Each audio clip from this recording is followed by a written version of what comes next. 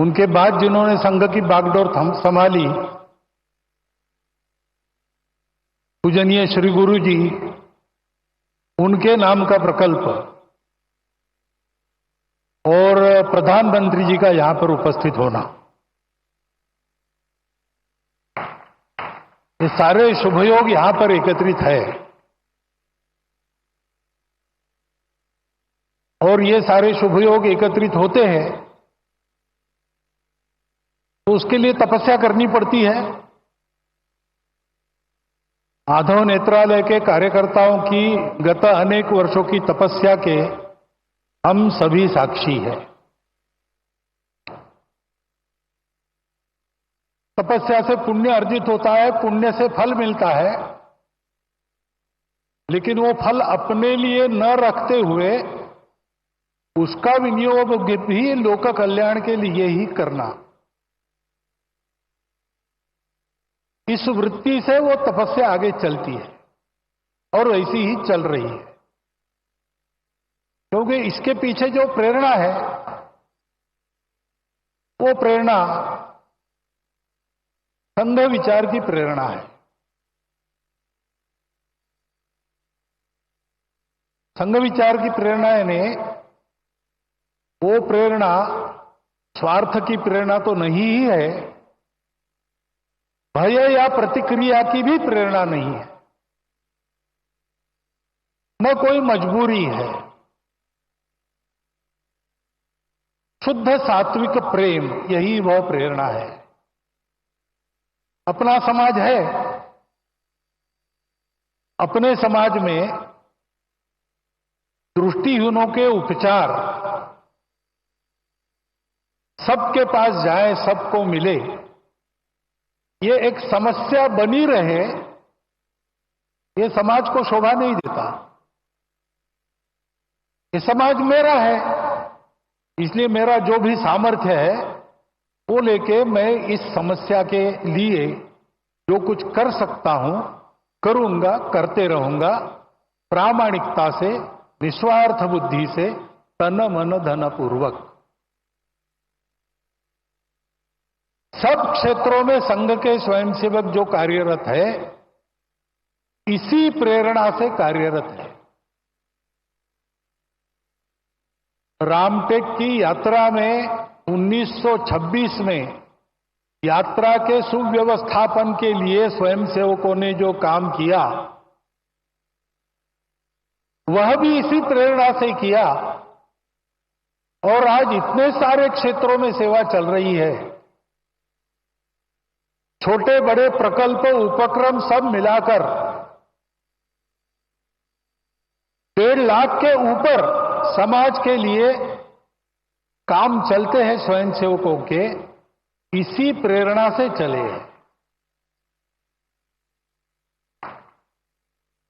यही प्रेरणा है वो स्वयंसेवकों को अपने लिए कुछ न चाहते हुए सबके लिए कष्ट करने की प्रेरणा देती है। बदले में कुछ भी नहीं चाहते, करते जाते हैं। ऐसी लंबी यात्रा के कारण समाज ने देखा परखा संघ के स्वयंसेवकों को और मान लिया। उसके फलस्वरूप अनुकूलता भी आई, बाधा भी दूर हुई, आगे बढ़ रहे हैं स्वयंसेवक, लेकिन ध्येय की वही दृष्टि कायम है। और ये सारे सेवा के काम दया भाव से नहीं चलते। एक तो समाज के प्रति प्रेम है और दूसरे तो वास्तव में समाज में सबको ही दृष्टि देनी है। चर्म चक्षुओं की दृष्टि से संपन्न या उससे रहित, ऐसे समाज के लोग 2 प्रकार के हैं। लेकिन सदा सर्वदा जीवन में जो दृष्टि आवश्यक होती है, जीवन में हमको जो कुछ मिला है परिस्थिति के रूप में, उस परिस्थिति का अधिकतम उत्कृष्ट उपयोग करते हुए अपने जीवन को सार्थक बनाना, अपने जीवन को निरामय बनाना, अपने जीवन को स्वस्थ बनाना, ये सारा करने के लिए जो जीवन की दृष्टि चाहिए, वो जीवन की दृष्टि ही है। और उस जीवन के दृष्टि का सारा उसमें वर्णन है सेवा। एकांत में आत्मसाधना, लोकांत में परोपकार, ऐसा जीवन सूत्र हमारी परंपरा में है। संघ के संदर्भ में कहेंगे तो 1 घंटा शाखा में स्वयं का विकास और 23 घंटा उस विकास का उपयोग समाज के भलाई के लिए, यही वह दृष्टि है। और वह दृष्टि देने के लिए ये सारे काम चलते हैं। ये सारे काम इसी दृष्टि से चलते हैं, इसलिए उत्तम चलते हैं। और ऐसे ही उत्तम चलते रहेंगे। अनुकूलता पाने के बाद भी, साधन संपन्नता होने के बाद भी करने वालों का भाव यही रहेगा, तब उस साधनों का उपयोग भी अच्छी तरह होकर समाज लाभान्वित होगा। केवल लाभान्वित नहीं होगा, समाज विश्व को लाभान्वित करने के लिए योग्य बनेगा और विश्व के जीवन में अपनी भूमिका को ठीक से अदा करेगा। इन सारे सेवा कार्यों से यही हो, इस इच्छा से स्वयंसेवक काम कर रहे। उसमें से एक यह माधव नेत्रालय का काम है।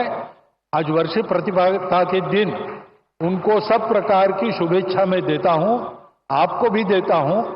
और आपके और माननीय प्रधानमंत्री जी के बीच ज्यादा खड़ा न रहते हुए, क्योंकि उनको सुनने की आज मुझे भी उत्सुकता है, मैं मेरे शब्द को विराम देता हूं।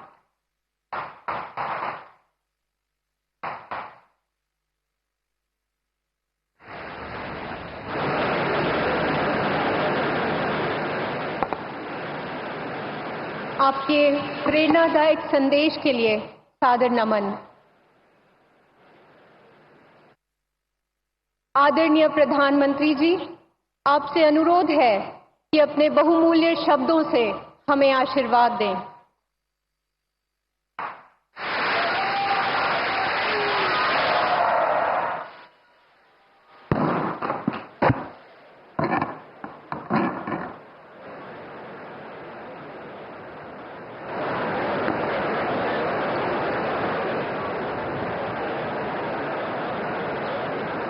भारत माता की, भारत माता की, भारत माता की। गुढीपाडव्याच्या आणि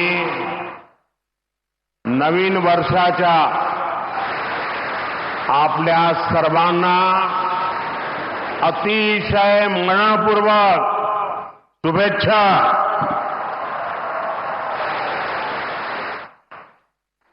कार्यक्रम में उपस्थित परम पूजनीय सरसंघ चालक जी डॉक्टर मोहन भागवत जी, स्वामी गोविंद गिरी जी महाराज, स्वामी अवधेशानंद गिरी जी महाराज, महाराष्ट्र के लोकप्रिय मुख्यमंत्री देवेंद्र फडणवीस जी, केंद्रीय मंत्रिमंडल में मेरे साथी नितिन गडकरी जी, डॉक्टर अविनाश चंद्र अग्निहोत्री जी, अन्य महानुभाव और उपस्थित सभी वरिष्ठ साथी, राष्ट्र यज्ञ के इस पावन अनुष्ठान में आज मुझे यहां आने का सौभाग्य मिला है। आज चैत्र शुक्ल प्रतिपदा का ये दिन बहुत विशेष है। आज से नवरात्रि का पवित्र पर्व शुरू हो रहा है। देश के अलग अलग कोनों में आज गुड़ी पड़वा, उगादी और नवरेह का त्योहार भी मनाया जा रहा है। आज भगवान झूलेलाल जी और गुरु अंगद देव जी का अवतरण दिवस भी है। ये हमारे प्रेरणा पुंज परम पूजनीय डॉक्टर साहब की जयंती का भी अवसर है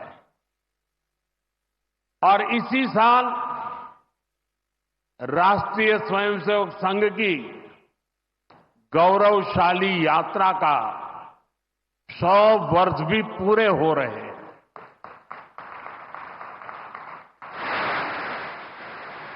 आज इस अवसर पर मुझे स्मृति मंदिर जाकर पूज्य डॉक्टर साहब और पूज्य गुरुजी को श्रद्धांजलि अर्पित करने का सौभाग्य मिला।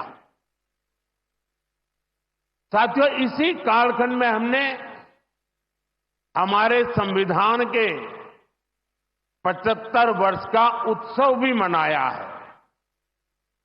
अगले ही महीने संविधान निर्माता बाबा साहब आंबेडकर जी की जयंती भी है। आज मैंने दीक्षा भूमि पर बाबा साहब को नमन किया है, उनका आशीर्वाद लिया है। मैं इन विभूतियों को नमन करते हुए देशवासियों को नवरात्रि और सभी पर्वों की बहुत बहुत बधाई देता हूं। साथियों, संघ सेवा के इस पवित्र तीर्थ नागपुर में आज हम एक पुण्य संकल्प के विस्तार के साक्षी बन रहे हैं। अभी हमने माधव नेत्रालय के कुल गीत में सुना, अध्यात्म ज्ञान गौरव गुरुता का ये अद्भुत विद्यालय, मानवता रत यह सेवा मंदिर, कण कण में देवालय। माधव नेत्रालय एक ऐसा संस्थान है जो अनेक दशकों से पूज्य गुरुजी के आदर्शों पर लाखों लोगों की सेवा कर रहा है। लोगों के जीवन में रोशनी लौटी है। आज उसके नए परिसर का शिलान्यास हुआ है। अब इस नए परिसर के बाद इन सेवा कार्यों को और ज्यादा गति मिलेगी। इससे हजारों नए लोगों के जीवन में प्रकाश फैलेगा, उनके जीवन का अंधकार भी दूर होगा। मैं इस सेवा कार्य के लिए माधव नेत्रालय से जुड़े सभी लोगों को उनके कार्य की, उनके सेवा भाव की सराहना करता हूं और मेरी तरफ से अनेक अनेक शुभकामनाएं देता हूं। साथियों, लाल किले से मैंने सबके प्रयास की बात कही थी। आज स्वास्थ्य के क्षेत्र में देश जिस तरह काम कर रहा है, माधव नेत्रालय उन प्रयासों को बढ़ा रहा है। देश के सभी नागरिकों को बेहतर स्वास्थ्य सुविधाएं मिले, ये हमारी प्राथमिकता है। देश में गरीब से गरीब को भी अच्छे से अच्छा इलाज मिले। कोई भी देशवासी जीवन जीने की गरिमा से वंचित न रहे। अपना जीवन देश के लिए दे चुके बुजुर्गों को इलाज की चिंता उनको सताती न रहे, उस परिस्थिति में उनको जीना न पड़े। और ये सरकार की नीति है। और इसलिए आयुष्मान भारत के कारण आज करोड़ों लोगों को मुफ्त इलाज की सुविधा मिल रही है। हजारों जन औषधि केंद्र देश के गरीबों को,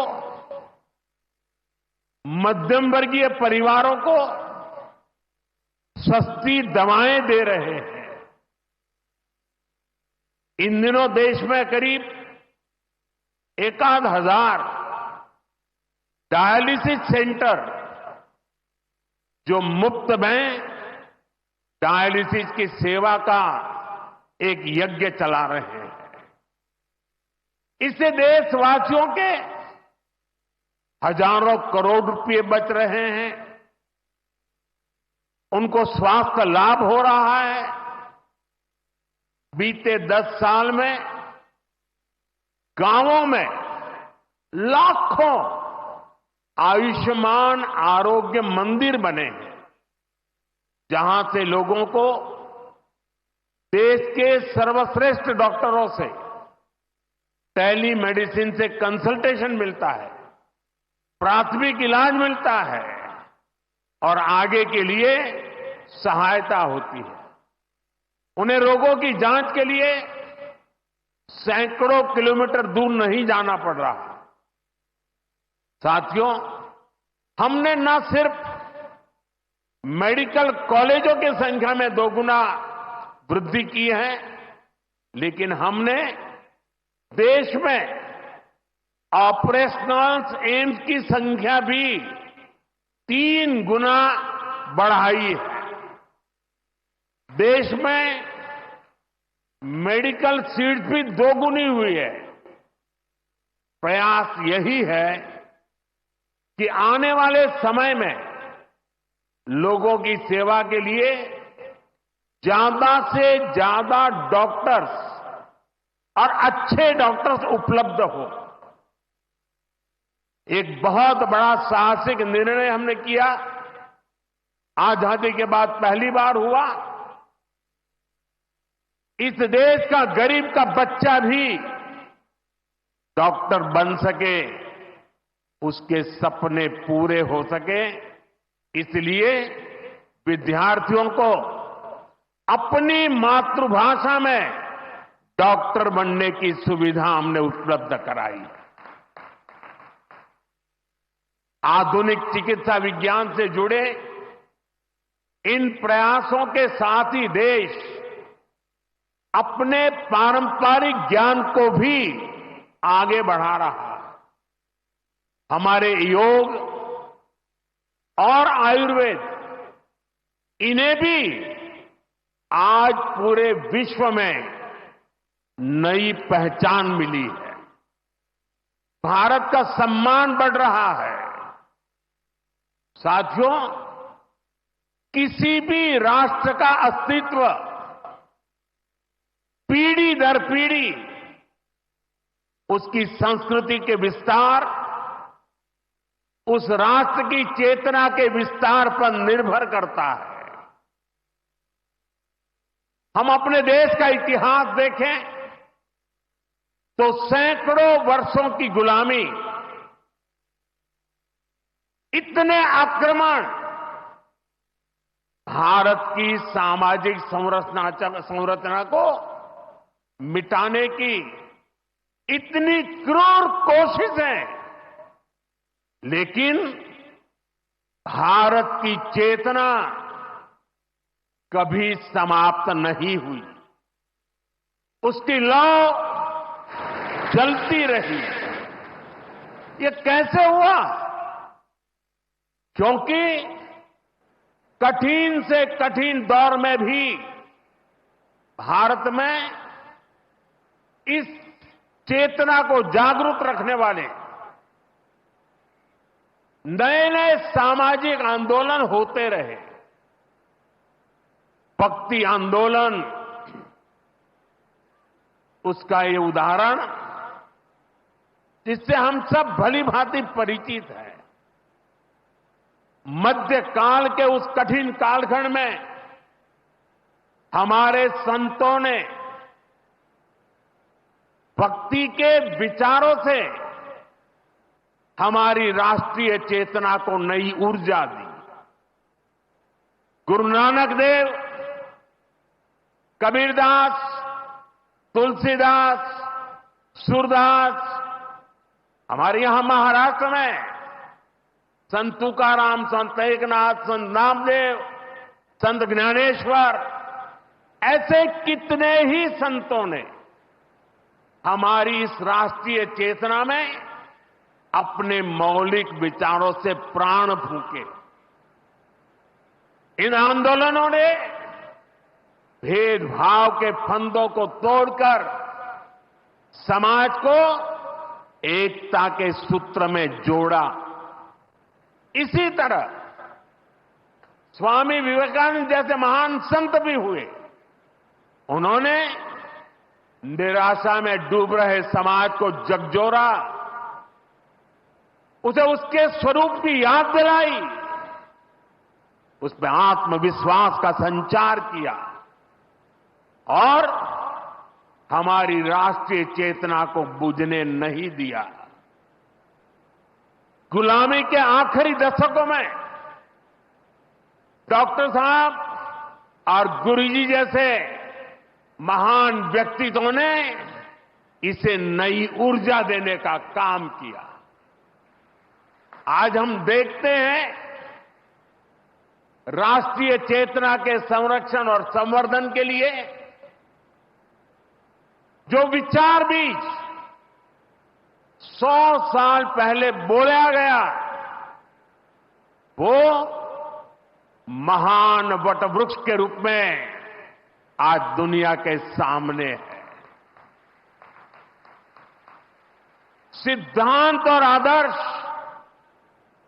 इस वटवृक्ष को ऊंचाई देते हैं। लाखों करोड़ों स्वयंसेवक इसकी टहनी,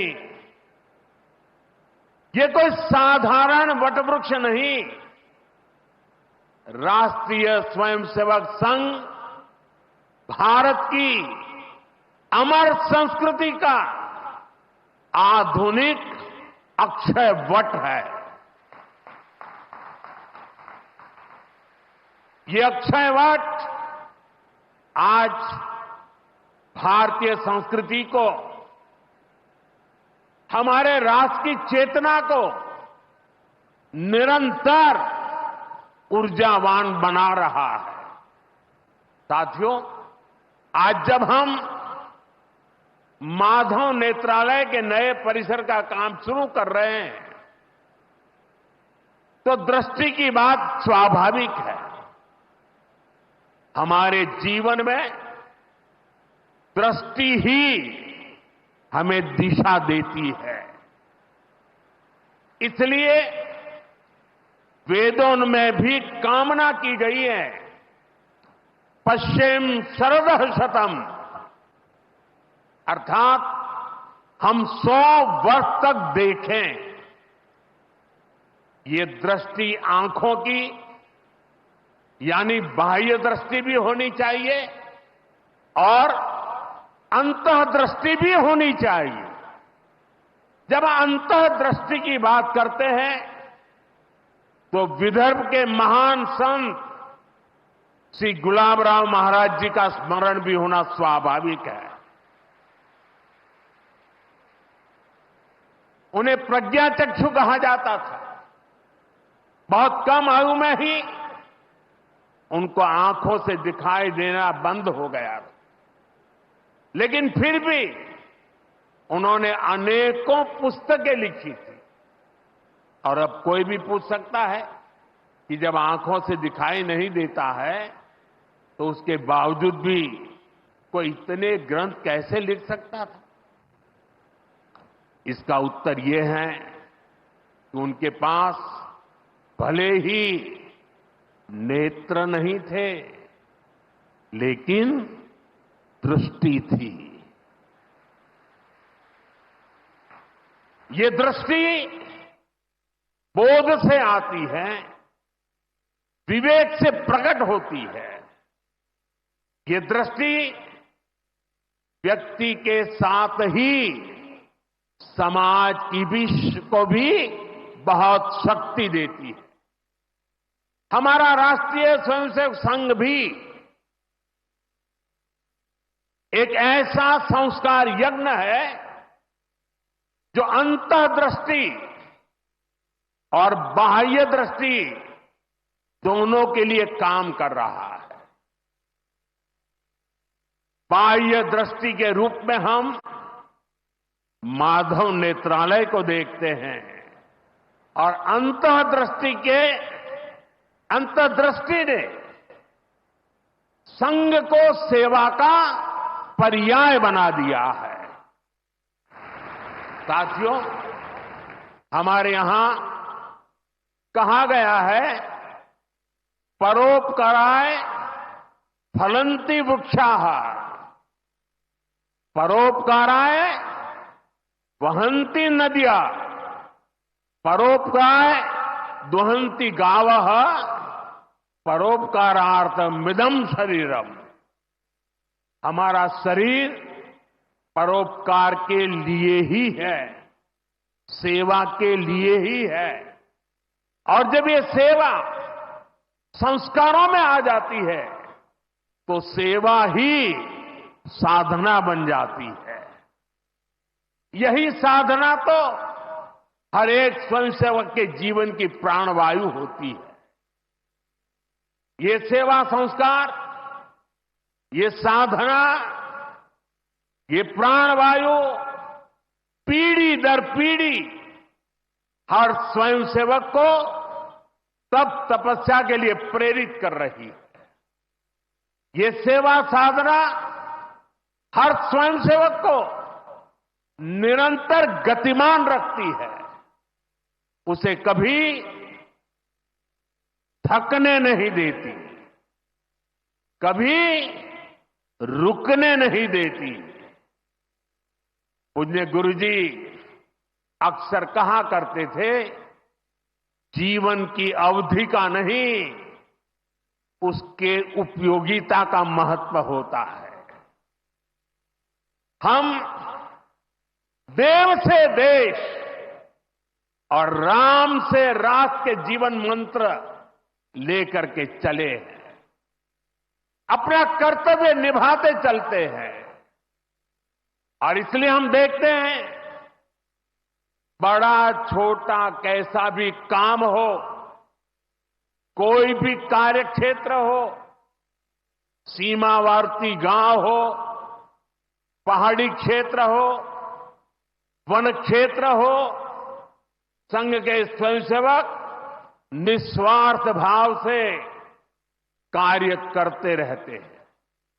कहीं कोई वनवासी कल्याण आश्रम के कामों को उसको अपना ध्येय बना करके जुटा हुआ है, कहीं कोई एकल विद्यालय के माध्यम से आदिवासी बच्चों को पढ़ा रहा है, कहीं कोई सांस्कृतिक जागरण के मिशन में लगा हुआ है, कहीं कोई सेवा भारती से जुड़कर गरीबों वंचितों की सेवा कर रहा है।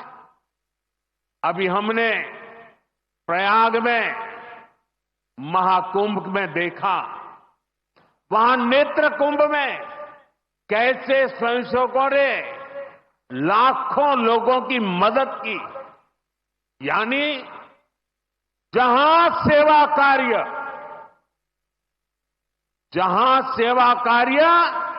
वहां स्वयंसेवक। कहीं कोई आपदा आ जाए, बाढ़ की तबाही हो या भूकंप की विभीषिका हो, स्वयंसेवक एक अनुशासित सिपाही की तरह तुरंत मौके पर पहुंचते हैं। कोई अपनी परेशानी नहीं देखता, अपनी पीड़ा नहीं देखता, बस सेवा भावना से हम काम में जुट जाते हैं। हमारे तो हृदय में बसा है। सेवा है यज्ञकुंड समीधा सम हम चले। देह महासागर में सरित रूप हम मिले।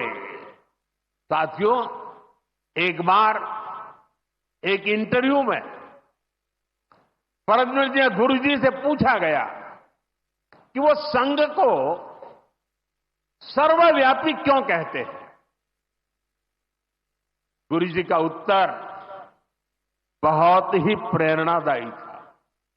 उन्होंने संघ की तुलना प्रकाश से की थी, उजाले से की थी। उन्होंने कहा कि प्रकाश सर्वव्यापी होता है।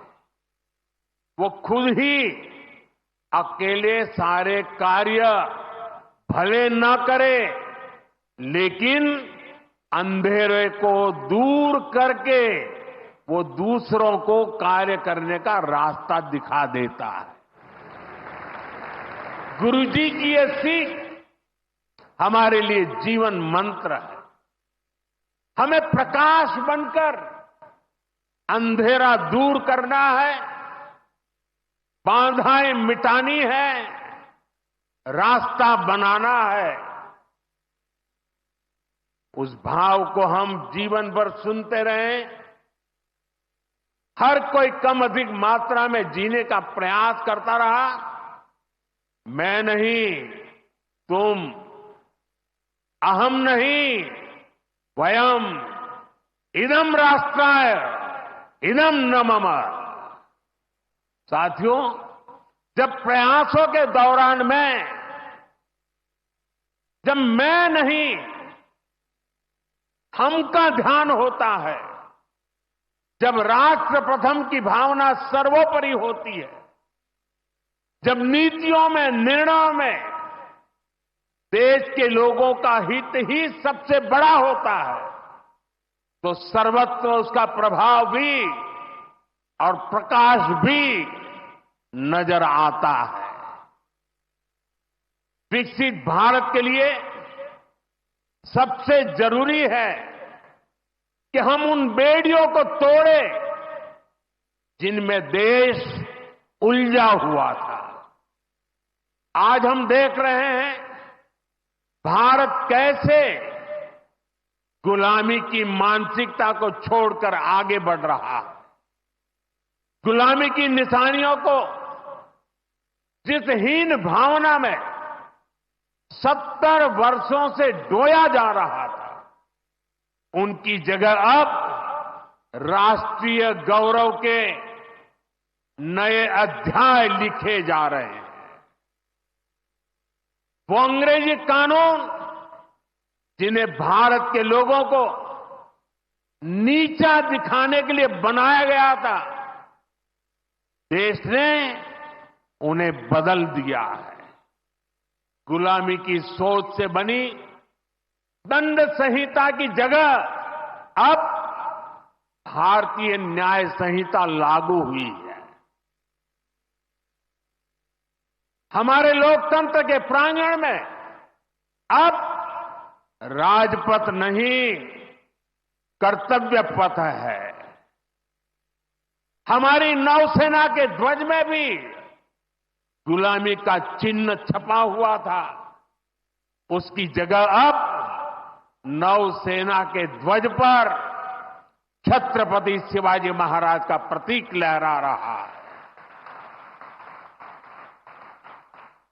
अंडमान के द्वीप जहां वीर सावरकर ने राष्ट्र के लिए यातनाएं सही, जहां नेताजी सुभाष बाबू ने आजादी का बिगुल फूंका, उन द्वीपों के नाम भी अब आजादी के नायकों की याद में रखे गए हैं। साथियों, वसुधैव कुटुंबकम का हमारा मंत्र आज विश्व के कोने कोने में पहुंच रहा है और दुनिया इसे हमारे कार्यों में भी देख रही है, महसूस कर रही है। जब कोविड जैसी महामारी आती है तो भारत विश्व को परिवार मानकर वैक्सीन उपलब्ध करवाता है। दुनिया में कहीं भी प्राकृतिक आपदा हो, भारत पूरे मनोयोग से सेवा के लिए खड़ा होता है। अभी आपने कल ही देखा है, म्यांमार में इतना बड़ा भूकंप आया है। भारत ऑपरेशन ब्रह्मा के तहत वहां के लोगों की मदद के लिए सबसे पहले पहुंच गया है। जब तुर्की में भूकंप आया, जब नेपाल में भूकंप आया, जब मालदीव में पानी का संकट आया, भारत ने मदद करने में घड़ी भर की भी देर नहीं की। युद्ध जैसे हालातों में हम दूसरे देशों से नागरिकों को भी सुरक्षित निकाल करके लाते हैं। दुनिया देख रही है, भारत आज जब प्रगति कर रहा है तो पूरे ग्लोबल साउथ की आवाज भी बन रहा है।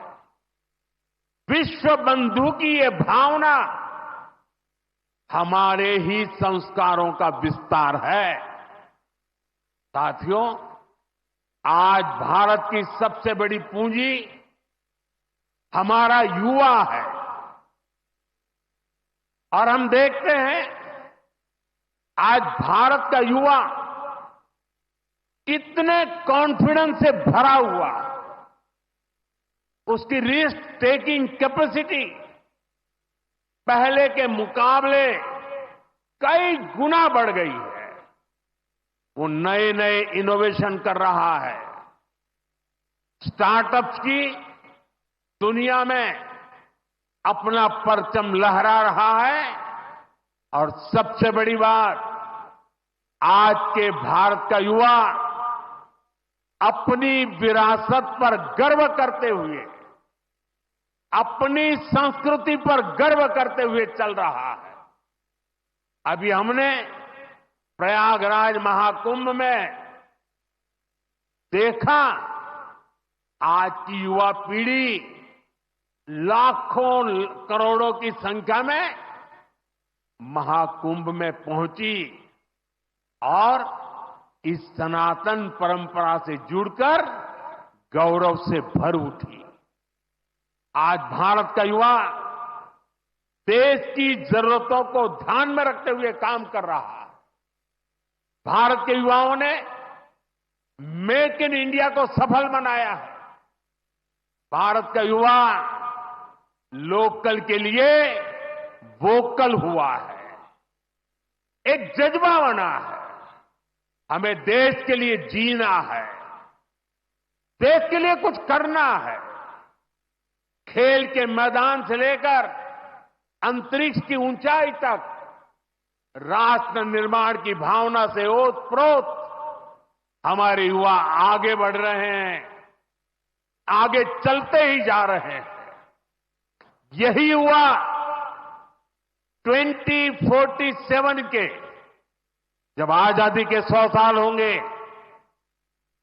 विकसित भारत के लक्ष्य की ध्वजा थामे हुए है। और मुझे विश्वास है, संगठन, समर्पण और सेवा की ये त्रिवेणी विकसित भारत की यात्रा को निरंतर ऊर्जा देती रहेगी, दिशा देती रहेगी। संघ का इतने वर्षों का परिश्रम फलीभूत हो रहा है। संघ की इतने वर्षों की तपस्या विकसित भारत का एक नया अध्याय लिख रही है। साथियों, जब संघ की स्थापना हुई तब भारत की हालत भी अलग थी और हालात भी अलग था। 1925 से लेकर 1947 तक वो समय संघर्ष का समय था। आजादी का बड़ा लक्ष्य देश के सामने था। आज संघ की 100 वर्षों की यात्रा के बाद देश फिर एक अहम पड़ाव पर है। 2025 से 2047 तक ये महत्वपूर्ण कालखंड, इस कालखंड में एक बार फिर बड़े लक्ष्य हमारे सामने। कभी पूज्य गुरुजी ने एक पत्र में लिखा था, मैं अपने भव्य राष्ट्र प्रसाद की नींव में एक छोटा सा पत्थर बनकर रहना चाहता हूं। हमें सेवा के अपने संकल्प को हमेशा प्रज्वलित रखना है। हमें अपने परिश्रम को बनाए रखना है। हमें विकसित भारत के स्वप्न को साकार करना है। और जैसा मैंने अयोध्या में प्रभु श्री राम के मंदिर के नवनिर्माण पर कहा था, हमें अगले 1000 वर्षों के सशक्त भारत की नींव भी रखनी है। मुझे विश्वास है पूज्य डॉक्टर साहब, पूज्य गुरुजी जैसी विभूतियों का मार्गदर्शन हमें निरंतर सामर्थ्य देगा। हम विकसित भारत के संकल्प को पूरा करेंगे। हम अपनी पीढ़ियों के बलिदान को सार्थक करके रहेंगे। इसी संकल्प के साथ आप सभी को एक बार फिर इस मंगलमय नववर्ष की अनेक अनेक शुभकामनाएं। बहुत बहुत धन्यवाद। संघ मुख्यालय से प्रधानमंत्री नरेंद्र मोदी को आप सुन रहे थे। 100 साल में किस तरह से संघ ने अपने आप को विकसित किया है और कार्यशैली में बदलाव आया है, कैसे देश को जोड़ने का काम कर रहा है। 2025 से 47 के लक्ष्य को भी प्रधानमंत्री ने बताया। कहा 1000 वर्षों के सशक्त इतिहास का उन्होंने जिक्र किया और कहा कि अपनी पीढ़ियों के बलिदान को सार्थक किया जा रहा है। 100 वर्षों का परिश्रम आज फल रहा है और उसी का ये नतीजा है कि जो बड़े बड़े लक्ष्य हैं उन तक पहुंचा जा रहा है और आगे के जो लक्ष्य हैं उनका भी प्रधानमंत्री नरेंद्र मोदी ने जिक्र किया। आपको बता दें, आज यानी कि रविवार प्रधानमंत्री नरेंद्र मोदी नागपुर के दौरे पर हैं। स्मृति मंदिर से उन्होंने अपने कार्यक्रम की शुरुआत की और उसके बाद वो कई अन्य कार्यक्रमों में भी शामिल हुए और उसके बाद संघ कार्यकर्ताओं को संबोधित करते प्रधानमंत्री नरेंद्र मोदी नजर आए।